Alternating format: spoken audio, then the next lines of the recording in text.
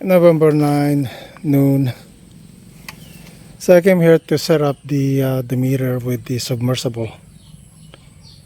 So I'm using this kind of clamp to clamp the AC to the meter. So I haven't connected the live. I'll do that later. So now I'm connecting the power toward the submersible. Okay, it's all wired up. These extra wires will be up the pole later when I have time to do it. So these are connected. This is the load. Measuring voltage is 219 volts. I underestimated the length of the cable, so I had to splice it using these. I bought 30 meters. It looked like it's the length is 35 meters probably. Anyway, that's how it is. So we're gonna check the submer.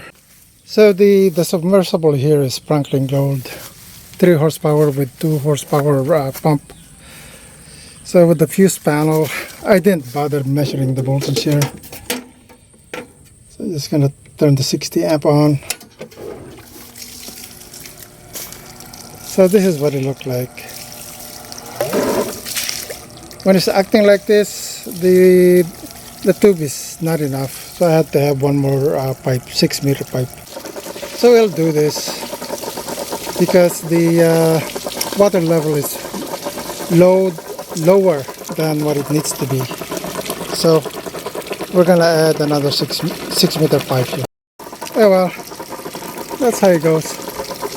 Thanks for watching.